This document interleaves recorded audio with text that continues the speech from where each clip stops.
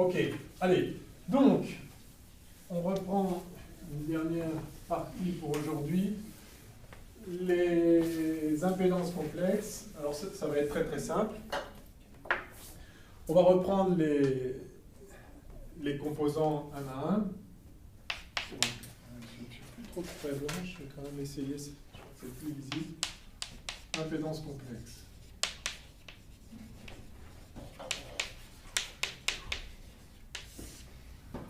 Alors la résistance, c'est très simple. On a U égale RI, donc je vais écrire juste simplement la caractéristique des différents composants. Donc U égale RI, ça c'est en instantané. Chaque instant, U de T égale R I de T. Et donc, si vous passez en représentation complexe, dans le cas d'un régime sinusoïdal, vous avez U bar de T qui vaut R I bar de T. Hein, si ceci est la partie réelle de ça, et bien ceci est bien la partie réelle de ça. Il n'y a pas de difficulté. Donc, ça c'est pour la résistance. Alors, que se passe-t-il pour un condensateur? Vous avez un courant I qui arrive comme ceci, qui vient charger le condensateur avec une charge Q ici, de sorte que I égale dQ sur dt. D'accord? Et vous avez la tension aux bornes du condensateur, QC de T, qui vaut Q sur C. Alors, qu'est-ce que ça devient? Qu'est-ce qu'on peut dire dans le cas d'un régime sinusoïdal? Eh bien, vous pouvez introduire la grandeur complexe associée UC souligné de T, dont UC de T est la partie réelle. Et vous avez également donc Q bar, voilà, sur C. Seulement maintenant, vous avez I qui vaut dQ sur dt. Donc vous pouvez écrire, alors pareil, hein, en valeur complexe, vous allez avoir I bar qui vaut dQ bar sur dt. Et donc vous pouvez écrire ici que I souligné, à un instant quelconque, c'est égal à d de Q bar sur dt, c'est-à-dire d sur dt de C U souligné de T. Or, dériver par rapport au temps une grandeur complexe, enfin, oscillant de manière sinusoïdale, c'est multiplié par J oméga. Donc ceci vaut J C oméga UC bar de T. Donc c'est vraiment toute l'idée de ces représentations complexes, c'est que les dérivés deviennent des simples multiplications par J oméga. Autrement dit, vous avez ici une relation linéaire, non pas entre I et U, hein, puisque, comme ceci, la relation entre I et U, c'est I égale 1 sur C dQ sur dt. Mais entre I bar et U bar. Hein, et donc, vous pouvez écrire, bien si j'avais une ligne, UC bar complexe de T, qui est égal à 1 sur JC oméga I bar de T.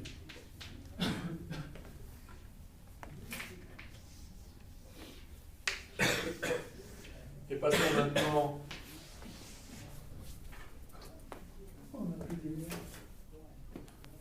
On n'a plus rien. Ah ouais. Passons maintenant à la bobine. Donc, on a un courant qui arrive comme ceci.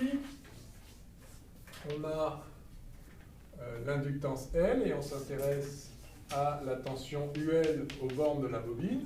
Eh bien, en non complexe, on a UL de T qui vaut L dI T sur dt.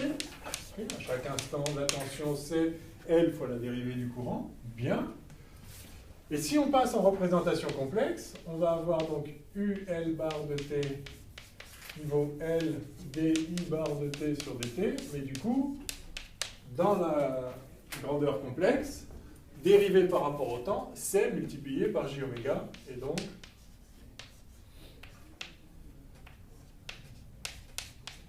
on a UL bar de t qui vaut tout simplement JL oméga I. Et donc on voit apparaître une structure complètement générale et la plus simple qu'on puisse imaginer, où la tension est simplement proportionnelle au courant, avec un coefficient de proportionnalité qui est ce qu'on appelle l'impédance complexe, donc forme générale.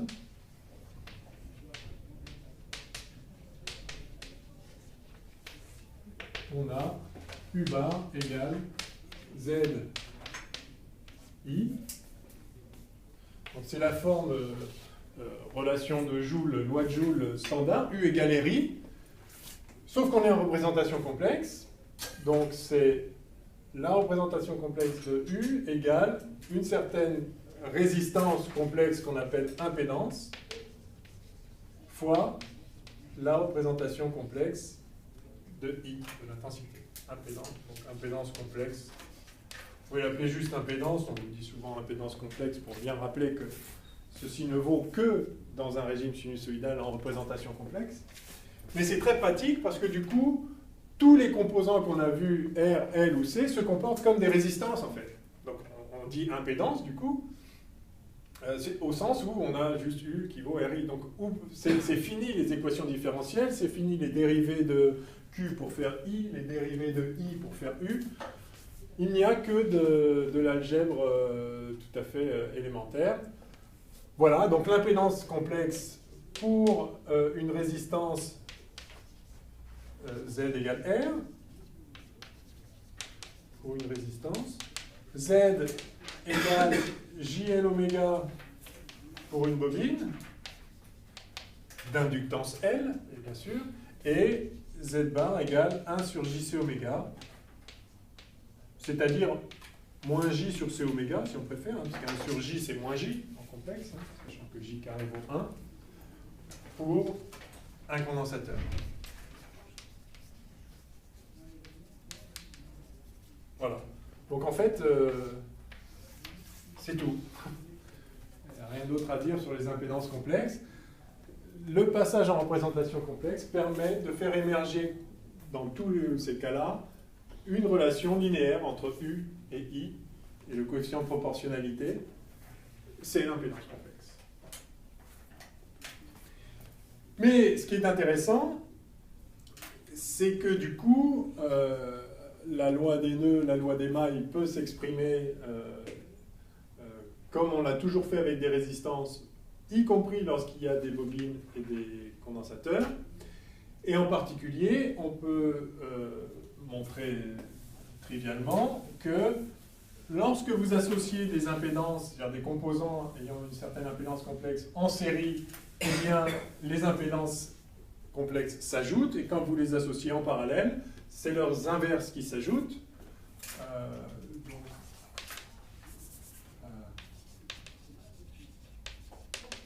Association en série.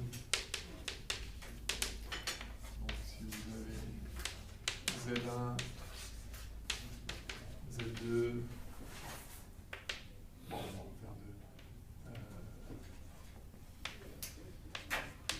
deux. Entre A et B, eh bien, le Z équivalent entre A et B, c'est simplement Z1 plus Z2. Alors, je ne vais peut-être pas mettre à chaque fois les barres en dessous, j'essaie de le faire quand même. Allez, Z1 plus Z2.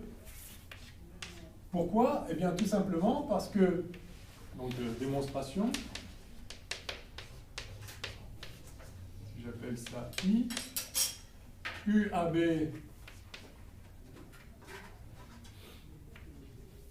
je vais appeler ça A', ou je vais appeler ça I, non, pas I, C.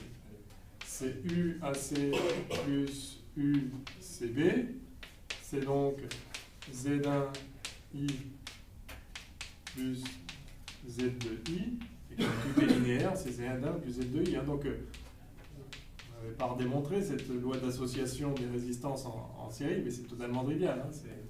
C'est juste que le courant qui passe là, c'est le même qui passe partout. Et donc on a cette loi tout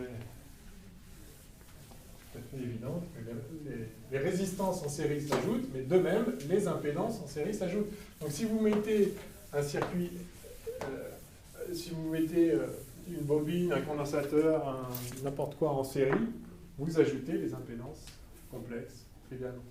Et par ailleurs, association en parallèle, eh bien, si entre A et B, vous avez deux branches avec ici Z1 complexe et Z2 complexe, quel qu'il soit,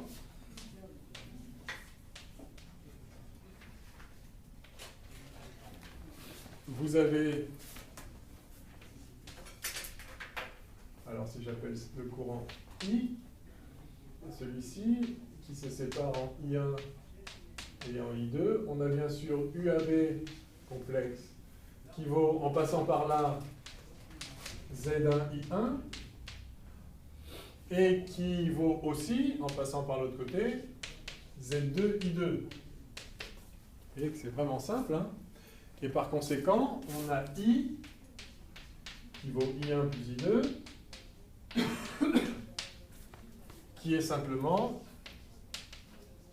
UAB sur Z1 plus UAB sur Z2.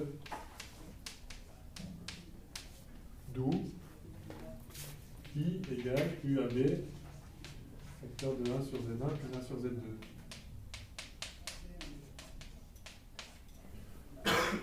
Ou si vous préférez, UAB égale 1 sur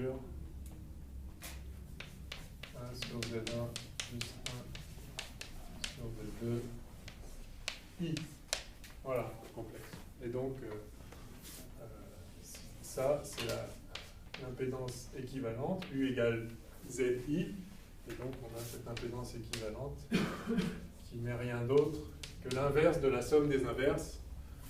On peut encore écrire Z1 bar, Z2 bar sur Z1 bar plus Z2 bar. Et donc 1 sur Z, si on généralise à n branches en parallèle, 1 sur Z équivalente, c'est la somme sur I des 1 sur ZI. Voilà. Et ici en série, Z équivalent, c'est la somme sur I des ZI. Voilà. Donc vous savez combiner dans un circuit n'importe quelle combinaison d'impédances complexes. Vous pouvez mettre des résistances, des condensateurs ou des bobines, tant que vous voulez. Autrement dit, alors du coup, on a en régime sinusoïdal, on retrouve la linéarité des composants, c'est-à-dire que les composants C et L ne sont pas linéaires, parce que la tension est la dérivée de l'intensité ou l'inverse. Mais en représentation complexe, dérivée c'est multiplié, donc finalement, la caractéristique, alors en complexe, mais vous avez cette relation, U égale ZI, c'est une relation linéaire à nouveau, entre les grandeurs électrocinétiques à déterminer. Z, c'est une caractéristique du composant. Donc vous avez cette relation de linéarité. Autrement dit, tout ce qu'on a dit sur Thevenin et Norton s'applique aussi là. On peut remplacer n'importe quelle partie du circuit linéaire dans la représentation complexe par quelque chose de linéaire le plus simple possible, c'est-à-dire façon générateur de Thevenin. Bref, tout ça se généralise grâce à ces impédances complexes qui en fait transforment n'importe quel composant L ou C en une bête résistance, mais complexe. Donc c'est pas la même chose, hein, bien sûr. Alors en particulier, compte tenu de l'impédance complexe qu'on a écrite, vous voyez que par exemple pour le condensateur, donc vous avez, alors on va commencer par la bobine, vous avez U qui vaut JL oméga I. Et donc vous voyez que ceci rajoute pi sur 2 à la phase. C'est-à-dire que la tension aux bornes d'une bobine est en quadrature par rapport à la tension dans la bobine. C'est-à-dire décalée de pi sur 2, plus pi sur 2. C'est-à-dire que la tension suit le courant de pi sur 2, en retard de pi sur 2. A l'inverse, pour un condensateur, vous avez U qui vaut 1 sur JC oméga I, ou si vous préférez I égale JC oméga U. Et donc cette fois, c'est le courant qui est en retard sur la tension, ou la tension qui est en avance sur le courant. La tension au bord du condensateur par rapport au courant qui passe dans le condensateur. Okay. Donc ce sont des composants qui deviennent linéaires en représentation complexe, mais qui introduisent des déphasages. Ce n'est pas une bête proportionnalité.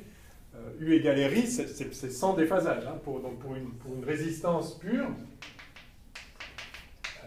vous avez U qui vaut RI, R étant un nombre réel, la tension et le courant sont en phase dans une résistance, bien sûr.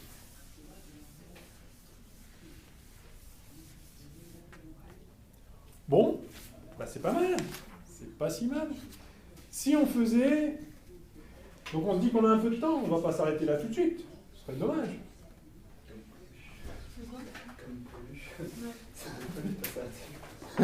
Ouais. Non, parce que là, on a tout, je pense qu'on peut poser les filtres tout de suite, là. Allez. Parce que je crois pas qu'il y ait grand-chose d'autre à dire, là, sur... à moins que vous vouliez des précisions sur je sais pas quoi. Ouais. Non, parce qu'on est en train de réfléchir sur qui est en retard par rapport à qui. Ah, j'ai dit l'inverse, alors c'est pas impossible. Ah non, c'est pas une question d'inverse, c'est qu'on réfléchit. Ah oui, mais c'est une bonne question. Ici, on a U de T qui vaut... je prends la bobine, E puissance, L oméga pi sur 2.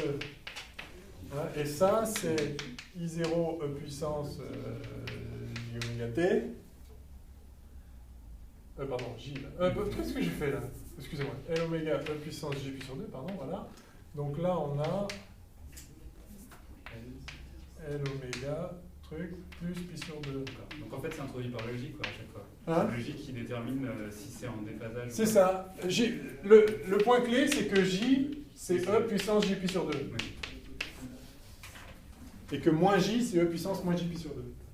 Parce que c'est l'inverse de J. Moins J, c'est 1 sur J. Donc ça veut dire que U... Alors j'ai peut-être dit l'inverse, prenons-le clairement. Si I a une certaine phase, donc I a une certaine phase à un certain instant, la même phase... Voilà, en fait U, j'ai peut-être dit l'inverse. U va être à la phase 0 ici par exemple, avant que I ne le soit.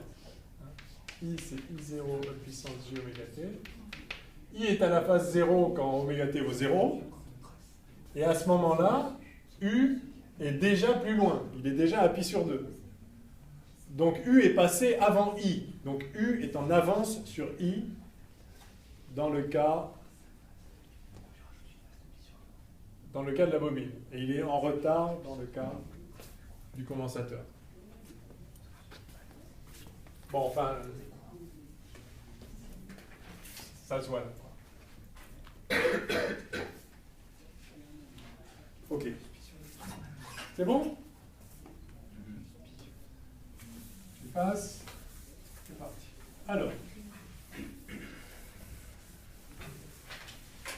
Bon, on fera des exos avec des intelligences complexes, c'est pas mais en fait, la plupart du temps, on utilise, enfin, la plupart du temps dans les exos de CAPES, etc., on utilise toutes ces notions pour traiter les filtres.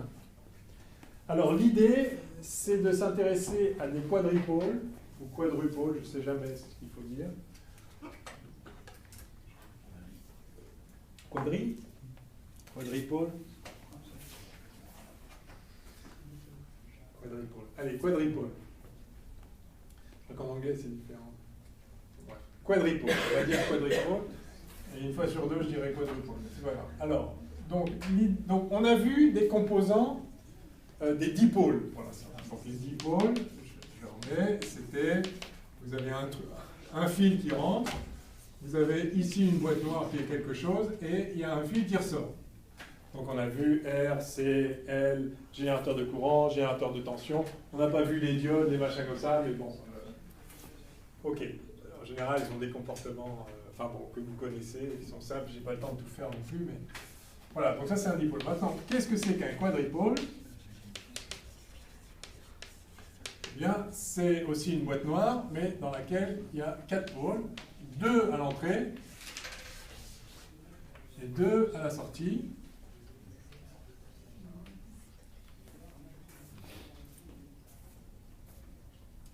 Et alors, on normalise la représentation de ces quadrupôles de façon à pouvoir les mettre en cascade en général. De même qu'on met des dipôles en cascade, après celui-là on peut en mettre un autre, puis un autre. Là, ce qu'on fait, on isole un élément de circuit, on représente comme ça comme un quadripôle, c'est-à-dire avec un fil qui rentre, 2 fils de chaque côté, et puis vous pouvez ensuite associer ce quadripôle à un autre qui viendra se mettre derrière, et puis un autre derrière. Ça c'est une association de quadripôles en série, l'un puis l'autre, puis l'autre, puis l'autre. Mais vous pouvez aussi, évidemment, vous amuser à les mettre en parallèle. Alors il y a plusieurs façons de les mettre en parallèle, du coup. Vous pouvez les mettre en parallèle...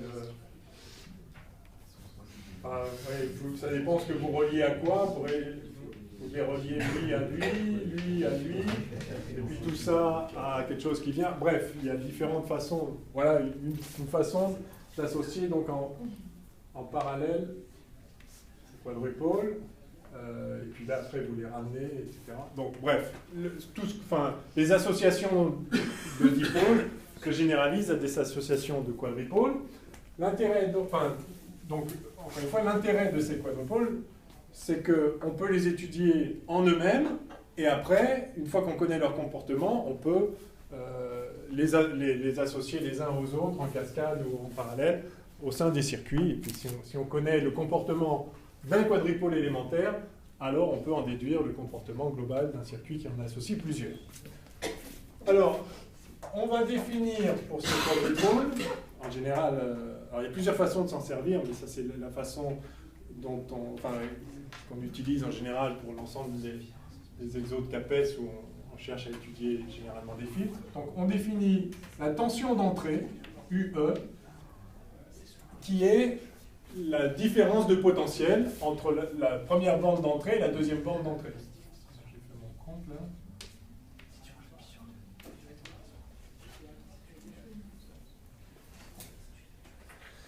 Et le courant d'entrée, IE, ici. Alors, suivant, alors des fois on a envie d'avoir des...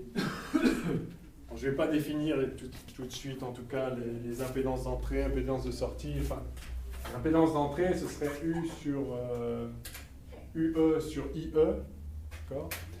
L'impédance de sortie, ce serait US, alors voilà, U de sortie, et puis I de sortie. Alors évidemment, si vous les mettez en cascade, le I de sortie du précédent devient le I d'entrée du suivant, etc. Et puis la tension de sortie du premier devient la tension d'entrée du second, enfin suivant comment vous les branchez. Ouais, en tout cas, voilà, on définit typiquement ces grandeurs-là. Et alors, lorsqu'on est dans le régime sinusoïdal, eh bien, on définit exactement comme avant les grandeurs complexes associées à ces 4 grandeurs particulières. Alors, c'est un grand mot, mais la théorie générale de ces quadrupôles, enfin le type d'étude qu'on fait de manière générale sur ces quadrupôles, consiste à relier la sortie à l'entrée. C'est ce qu'on appelle la fonction de transfert qui nous dit qu'est-ce que vaut la sortie en fonction de ce qu'on a mis à l'entrée. C'est une fonction qui nous dit, c'est une fonction de l'entrée qui donne la sortie. Alors, fonction de transfert.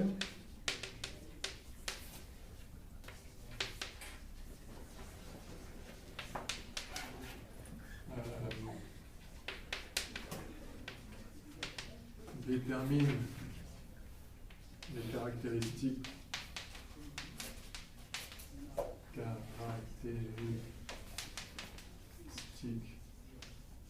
en sortie en fonction des caractéristiques en entrée.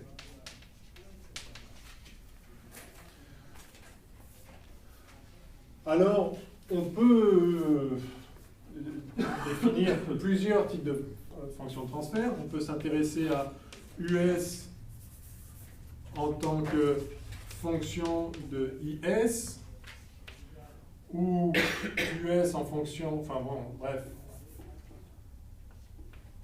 Pardon, pas de IS, de IE. On peut s'intéresser à la sortie aussi en fonction donc, de l'entrée en tension ou en courant.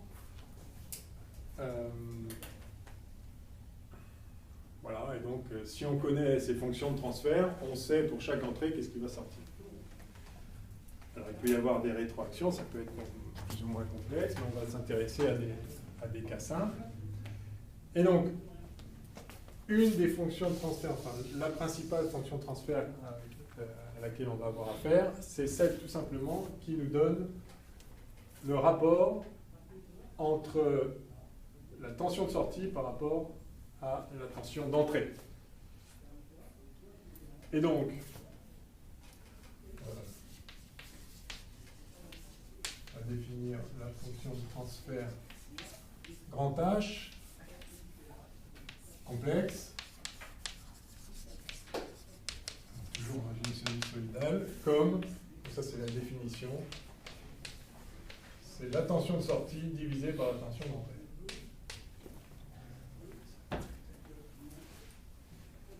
Ça va ? Ouais. Alors, a priori, ceci pourrait dépendre de l'intensité d'entrée, de l'intensité de sortie. On a vu, ne serait-ce qu'avec un base générateur, que la tension que délivre un générateur, qui n'est pas un générateur idéal, s'il y a une résistance interne, la tension qu'il délivre dépend du courant qui sort, en fait.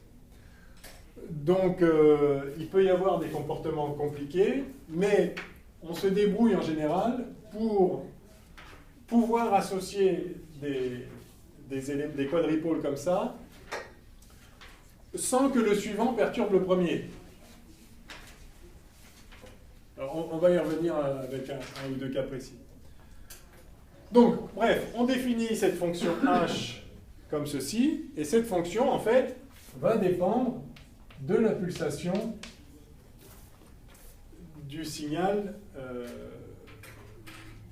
sinusoïdal, enfin la pulsation de toutes les grandeurs électrocinétiques dans le circuit. On a déjà vu que quand on force le système à une fréquence oméga, tout le monde va se mettre en phase, enfin pas en phase, mais tout le monde va se mettre au diapason, au même oméga. Mais on a vu aussi que la réponse d'un système dépendait de oméga, en particulier s'il y a des fréquences propres, eh bien la réponse est plus enthousiaste si on force à la fréquence de résonance, etc., etc. Bref. Donc cette fonction va dépendre de oméga, et donc connaître le quadripôle va revenir à déterminer cette fonction et d'étudier ses caractéristiques en fonction justement de la pulsation, etc. Alors, ça c'est la fonction complexe, rapport des grandeurs complexes, et on définit le gain du quadripôle.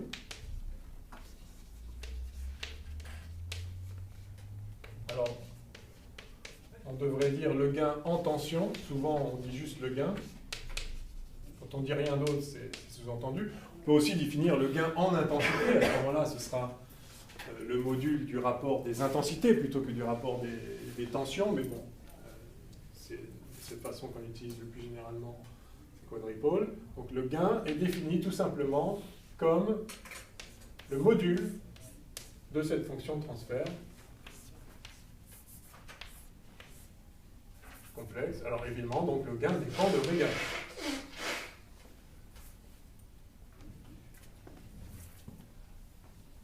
Et puis comme ce gain varie souvent dans de grandes proportions en fonction de la fréquence, on a vu déjà le phénomène de résonance, il peut y avoir des écarts très très grands entre les intensités de sortie, enfin entre les intensités dans le système, où là par exemple la tension de sortie suivant la fréquence utilisée.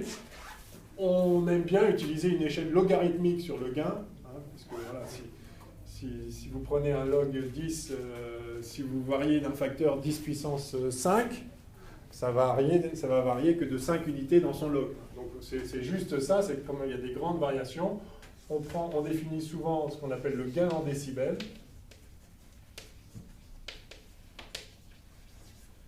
On note G dB, et ça, c'est tout simplement le log à base 10 de G multiplié par 20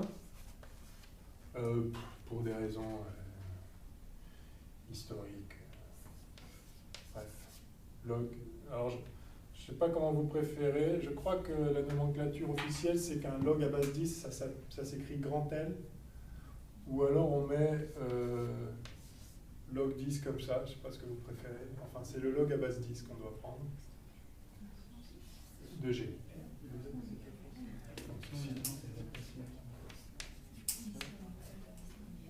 Vous préférez quoi? Comme ça? On va faire les deux, on va mettre un grand L et un 10. C'est sûr. Enfin, ce que je veux dire, c'est si je mets log petit L sans S, ça veut dire quoi pour vous? Log comme ça? Ouais. Bah, il y a une ambiguïté parce que les anglo-saxons, pour eux, c'est le log népérien. Ah ça. bon, d'accord. Parce que nous, on note ln, mais... Ah oui. Ouais. Mais non, d'accord. Mais je crois que les Américains, je crois qu'ils notent log, petit log comme ça. Bon, bref, on va mettre le O, le grand L et le 10. On ne peut pas se tromper. Voilà, c'est ça. Ok. Ceinture, bretelle et pantalon trop court. Donc là, trop petit. Ça tient, ça ne peut pas... Non, rien.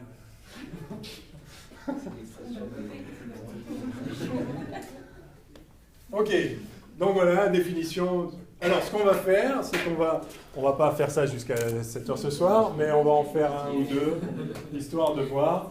Et puis on complétera demain. C'est juste pour illustrer ça, parce qu'en fait, il n'y a pas grand-chose d'autre à dire. Enfin, je ne sais pas ce qu'en pensent les anciens.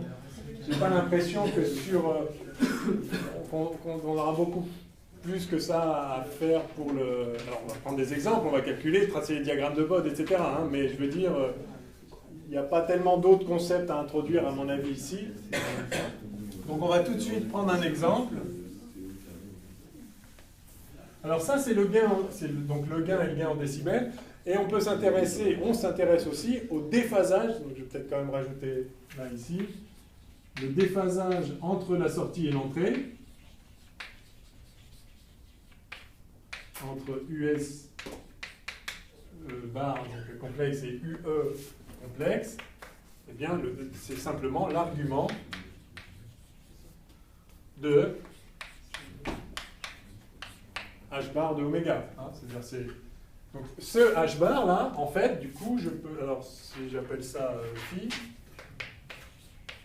je peux donc écrire finalement H bar de oméga qui est égal à G de oméga E puissance I phi de oméga. Voilà. Donc tout est là.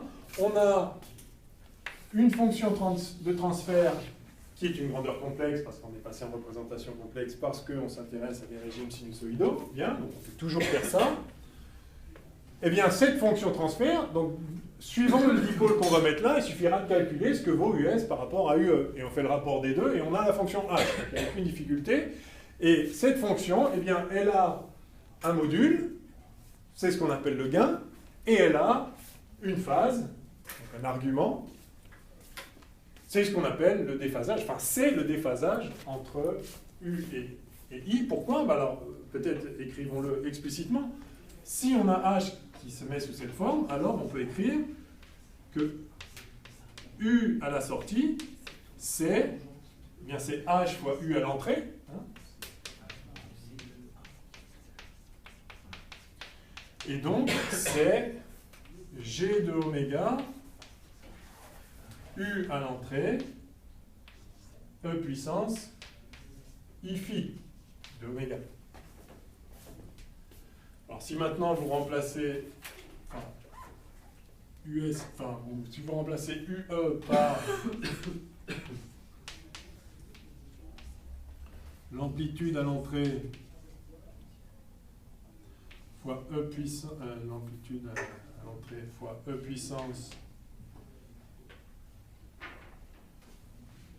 Ah, j'ai mis I au lieu de J là. Ah. Bon, j'espère que ça ne vous perturbe pas trop. Ah, ça va, il y avait juste là. C'est le I complexe pour notre J en électrocinétique. Excusez-moi. Donc G de oméga. Donc l'amplitude à l'entrée, le signal d'entrée, on va le prendre à la phase 0 à l'instant t égale 0. Donc ça, c'est E. Et donc on a plus phi de oméga. Vous voyez? Donc effectivement, vous voyez que la tension en sortie a pour amplitude la tension à l'entrée fois le gain. Donc c'est bien le rapport de gain, c'est le gain en tension, c'est le rapport d'amplification de la tension, qui peut être plus petit que 1. À ce moment-là, c'est un rapport plutôt de diminution. Mais... Donc G, c'est effectivement le rapport d'amplification de l'amplitude, et par ailleurs, la phase de H, c'est exactement le déphasage entre l'entrée et la sortie. La sortie va être en avance de phi, la phase de la fonction de transfert par rapport à l'entrée. OK?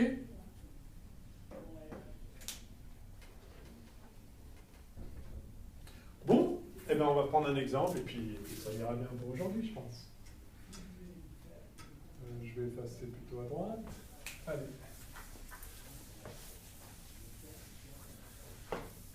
Donc souvent, on se sert de ce formalisme pour exprimer des fonctions de transfert de ce qu'on appelle des filtres. C'est-à-dire, c'est des quadrupoles qui se comportent, enfin, qui ont pour effet d'atténuer certaines fréquences ou de laisser passer d'autres.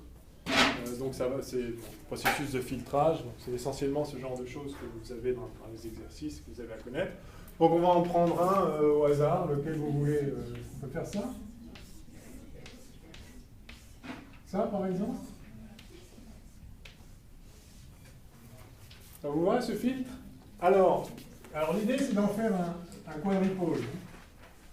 Donc, voilà le filtre qu'on étudie en cadre en vert. Alors, pour faciliter la mise en cascade, on aime bien, par exemple, on va considérer que la ligne du bas est à la masse. Enfin, ce qui est sûr, c'est qu'ils sont tous à la même potentiel. Enfin, là, c'est juste un fil. Donc, que je dise, pas besoin de le mettre à la masse. Enfin, c'est un certain potentiel. C'est juste pour donner une idée du genre de choses qu'on peut faire. Voilà, je peux appeler 0 ce potentiel-là. En tout cas, tous ces points-là sont au même potentiel. Donc, le point bas de la sortie est au même potentiel que le point bas de l'entrée. Et puis donc, j'ai un courant IE qui rentre là-dedans, un courant IS qui sort de là. Bon.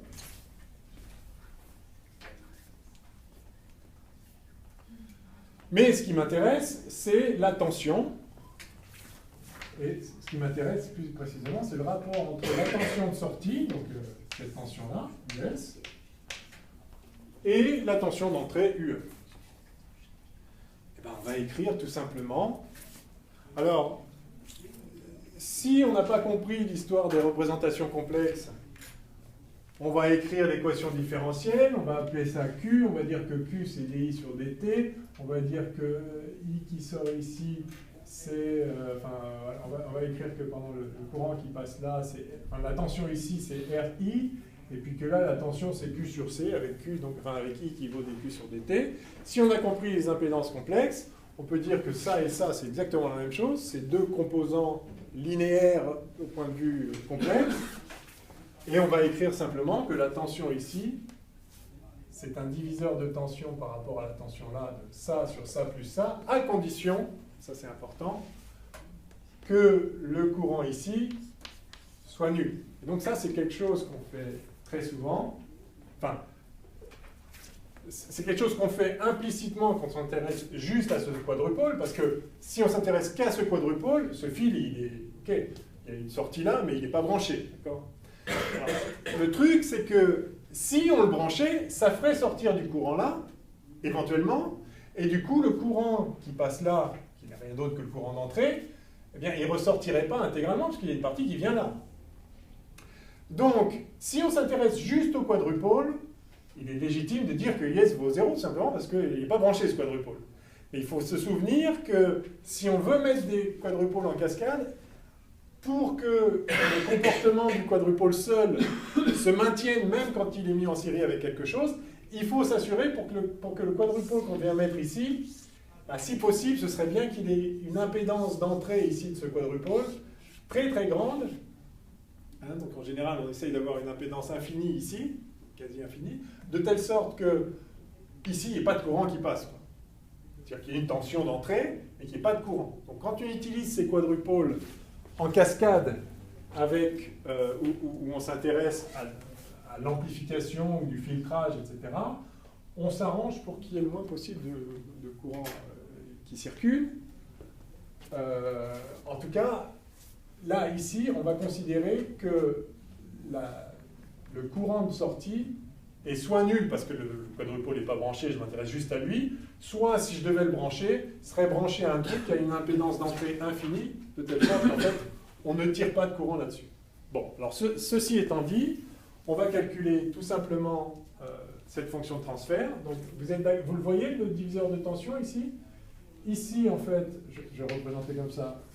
Maintenant qu'on est passé de représentation complexe, on a ici une impédance 1 sur JC oméga, ici une impédance R, et on s'intéresse à cette tension par rapport à celle-là. Cette tension prélève une fraction ça sur ça plus ça de la tension d'ici.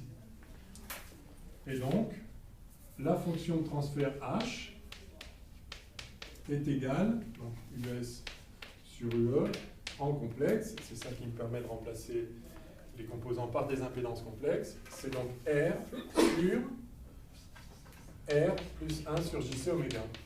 Ben voilà, on a la fonction de transfert qui peut donc s'écrire J, je remets au dénominateur, là, c'est-à-dire je multiplie en haut et en bas par JC oméga, et donc j'ai JRC oméga sur 1 plus JRC oméga. Ok?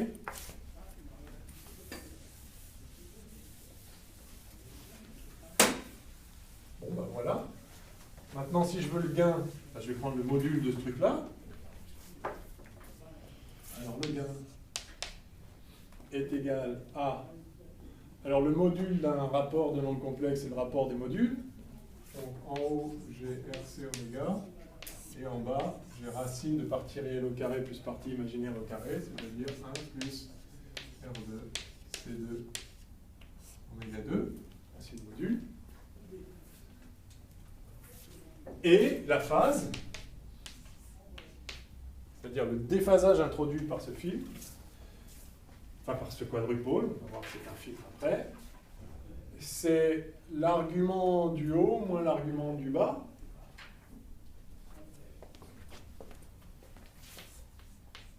C'est-à-dire pi sur 2 moins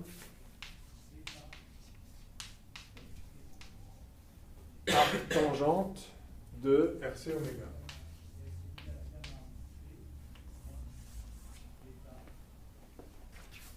L'argument du haut, c'est pi sur 2, imaginaire pur.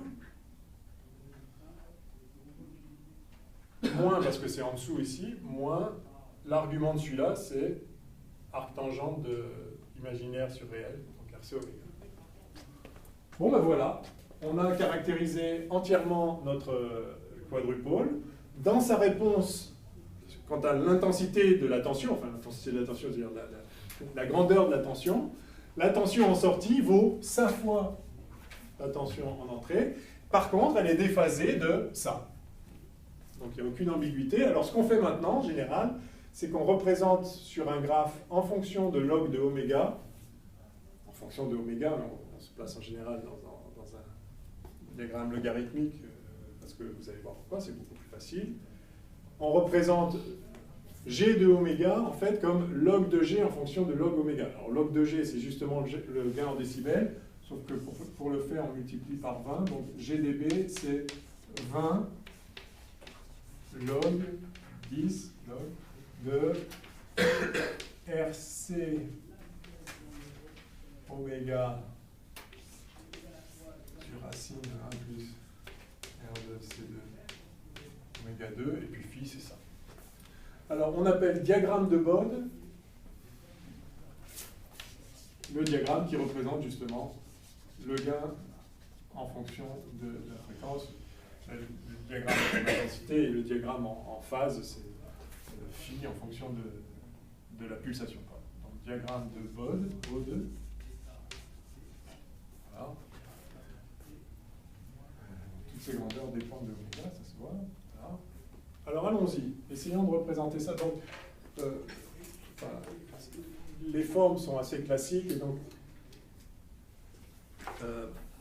il faut en avoir fait 2-3 juste pour avoir le réflexe, mais c'est en général assez simple. Alors, ce qu'on fait, c'est qu'on étudie le comportement pour oméga petit, pour oméga grand, éventuellement pour un oméga intermédiaire, suivant les grandeurs qui apparaissent ici. Là, clairement, il y a une pulsation qui apparaît qui serait 1 sur RC. Donc on pourrait réécrire, on pourrait définir oméga 0 comme étant égal à RC, et on simplifierait cette écriture. Alors, je vais peut-être justifier autrement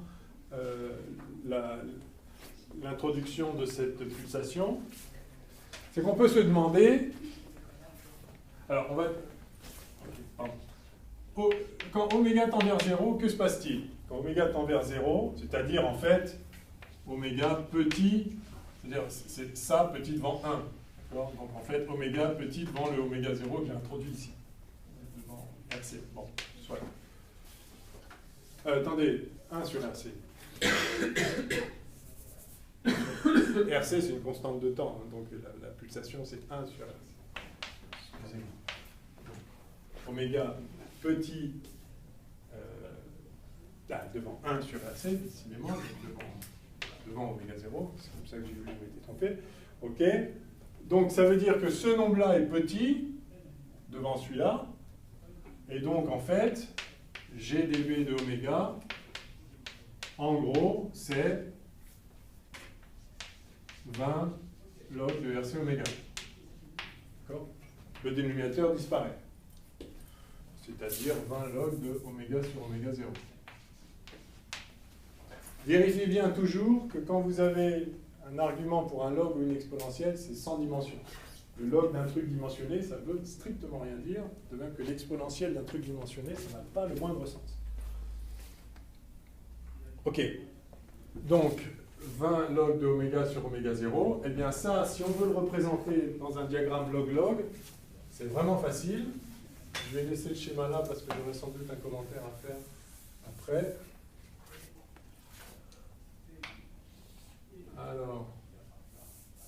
Alors si on se met en fonction de log de oméga, je mets ici GdB, vous voyez que, alors, quand oméga tend vers 0, ça veut dire que log de oméga tend vers moins l'infini. Alors, je viens de dire que log de oméga, ça ne voulait rien dire, donc je vais mettre log de oméga sur oméga 0. D'accord, ça c'est bien sans dimension. Okay. Donc, ici on va mettre 1, c'est-à-dire oméga égale oméga 0. Pardon, on va mettre 0, pardon, excusez-moi. C'est quand je jongle entre les logs et les pas logs. Donc, quand ça vaut 1, c'est-à-dire quand oméga égale oméga 0. À ce moment-là, on a oméga sur oméga 0 qui vaut 1. Et par conséquent, le log de oméga sur oméga 0 qui vaut 0. Donc le 0 ici correspond à oméga égale oméga 0.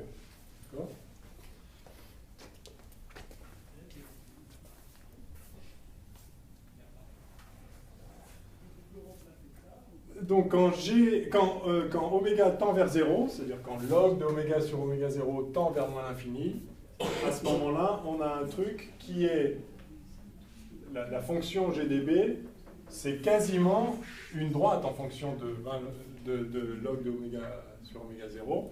C'est un truc qui monte, alors je tracerai après, ça va être un truc qui monte avec une pente ici, 20.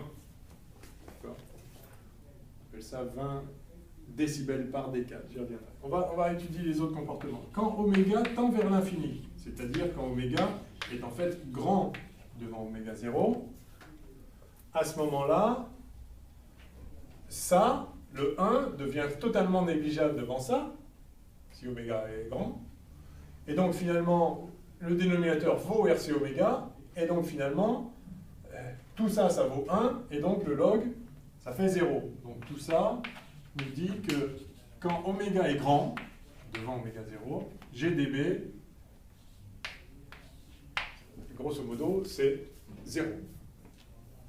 Donc à grande, alors j'ai pas de rouge, j'ai pas des couleurs clinquantes là, mais donc pour les grandes valeurs de log de oméga sur oméga 0,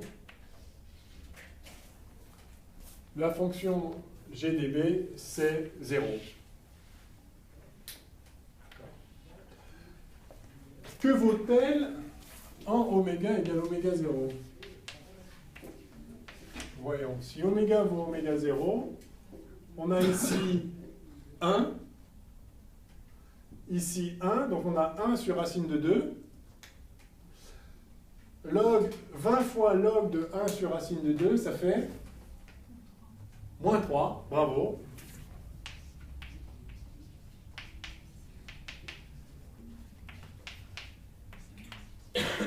À peu près. Alors, votre camarade n'est pas une génie du calcul mental, enfin peut-être aussi, mais c'est pas comme ça qu'elle a trouvé moins 3, c'est pas en faisant vite fait le calcul du log de racine de 2 dans sa tête, c'est juste que c'est bien connu, c'est quand on parle de coupure à moins 3 décibels, si ça vous évoque quelque chose pour vous, sinon de toute façon on va le revoir,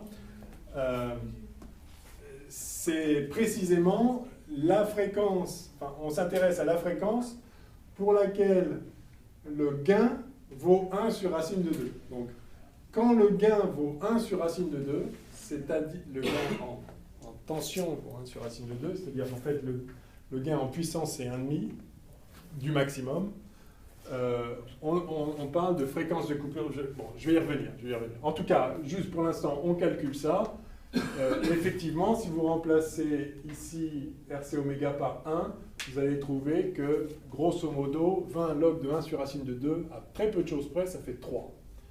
Et donc ici, enfin, ça fait moins 3. Donc ici, on a la valeur moins 3.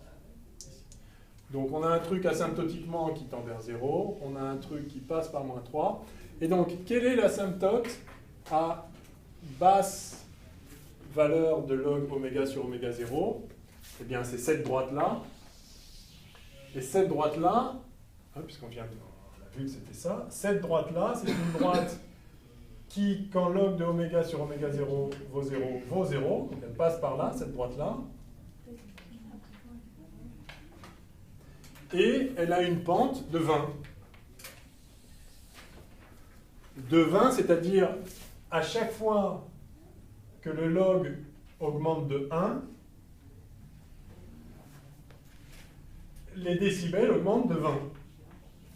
Donc, alors voilà la pente en question. Et donc, à basse valeur de oméga, on tend vers ça. Et puis, donc voilà. Donc, voilà l'allure. Voilà comment on trace un diagramme de Bode de manière générale. On trace, on regarde les asymptotes. Donc, quand oméga tend vers 0, quand oméga tend vers l'infini. Les asymptotes, les voici. Et en gros, on passe de l'asymptote basse à l'asymptote haute. Et tant qu'à faire, si on peut avoir un point intermédiaire pour savoir exactement si c'est un truc comme ça ou comme ça, ben on regarde ce que ça vaut ici dans une fréquence qui saute aux yeux. Ici, la fréquence qui saute aux yeux, la pulsation qui saute aux yeux, c'est 1 sur RC. On voit que ça fait moins 3, donc on sait qu'on passe par moins 3, et voilà, on a l'allure. On ne demande jamais plus que ça, en fait. Vous regardez les comportements asymptotiques, vous regardez une ou deux valeurs, là, une seule, parce qu'il n'y a qu'une seule fréquence qui apparaît, qui saute aux yeux. Dans certains filtres, il y en aura plusieurs. Et donc, on a un système comme ceci. Donc, là, on dit qu'on a une pente à moins 3 décibels, à 20 décibels par décade.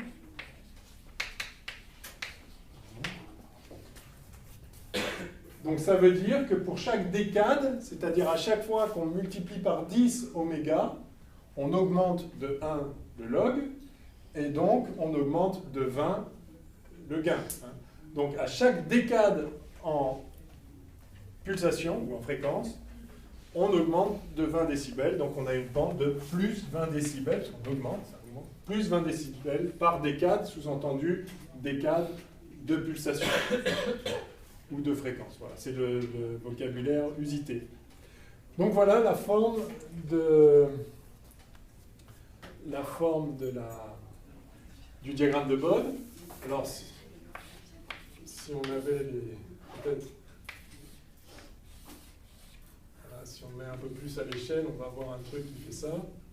Donc l'idée, je le dessine comme ça parce que là il est un peu écrasé, mais tout ça pour dire que vous voyez que pour les fréquences grandes devant oméga 0, bah en gros, le signal de sortie est égal au signal d'entrée. Pour des fréquences petites, au contraire, bah, il ne sort plus rien.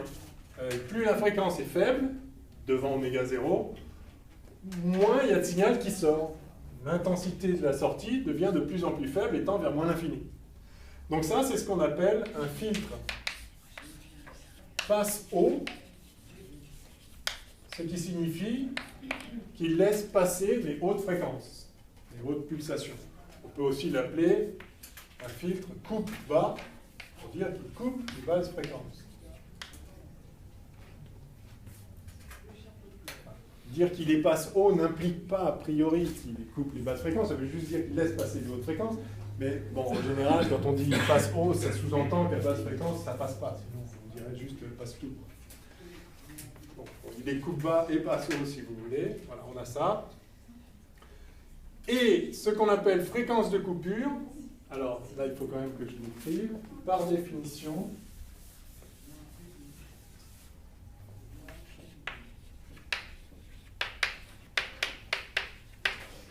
la fréquence, là où les fréquences de coupure à moins 3 décibels, à moins 3 dB,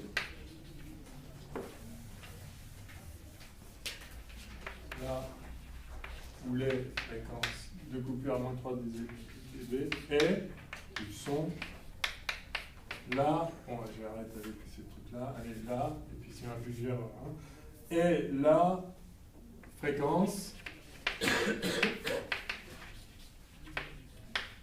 telle que le gain de cette fréquence, que je note oméga C, la fréquence de coupure, voilà, je vais l'innoter oméga C, tel que G de oméga C égale G max divisé par racine de 2.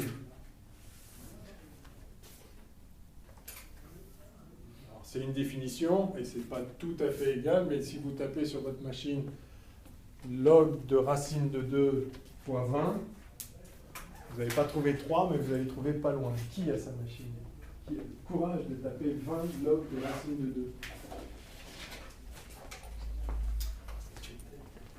Peut-être. Ah oui. Log de racine de 2.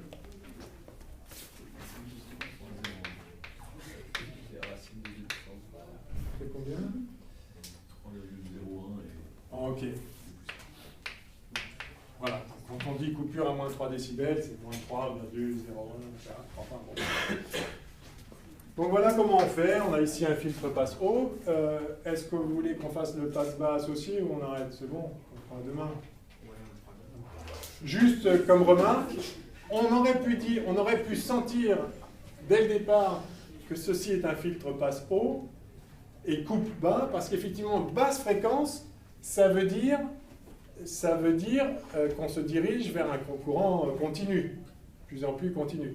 Alors, ça veut dire que les échelles RC, il se trouve que RC, vous vous rappelez, c'est l'échelle de temps de charge ou de décharge du condensateur. Donc c'est vraiment l'échelle de variation spontanée du système, des grandeurs dans le système.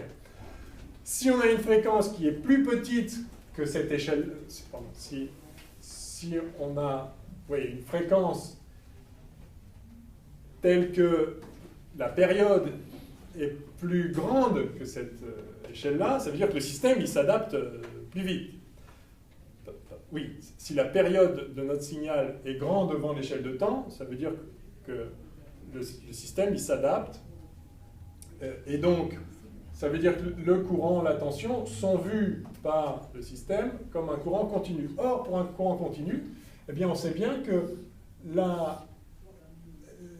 le condensateur se comporte comme un circuit ouvert, comme un interrupteur ouvert. Donc, si vous avez ici une petite fréquence, c'est-à-dire en fait un courant continu, eh bien, le courant ne passe pas. Et si le courant ne passe pas, il n'y a pas de courant là non plus, et donc la tension ici vaut 0. Donc, on pouvait dire dès le départ qu'un quadripôle comme ça, à basse fréquence, c'est-à-dire à courant quasi continu, ne peut pas fournir de tension à la sortie, parce qu'il n'y aura pas de courant. S'il n'y a pas de courant, il n'y a pas de tension, puisque la tension, c'est RI. Voilà. Donc et par contre, à grande fréquence, à ce moment-là, le condensateur se comporte comme un fil. D'accord? On peut le voir, si vous voulez, aussi avec l'impédance complexe, qui pour le condensateur vaut 1 sur JC oméga. Si oméga est grand, l'impédance devient 0. Donc c'est un bête fil. Et si vous avez remplacé ça par un fil, eh bien la tension ici, c'est la tension là, puisque ce point-là, c'est le même que celui-là. Et donc c'est normal qu'on trouve que pour les grandes fréquences, la tension de sortie est égale à la tension d'entrée. Donc on trouve ici, 1 en gain, donc 0 en log du gain. Donc ces choses-là, on aurait pu déjà juste les intuiter à partir de la forme du circuit. Bon allez, je m'arrête là. Demain, on fera quelques autres filtres et on fera des antiopes. Et puis ce sera bien. C'est pas si mal. Je crois que c'était utile quand même de faire ce petit cours en plus. Sinon, ça nous amène loin, très loin dans l'année. C'est pas bon. Ok.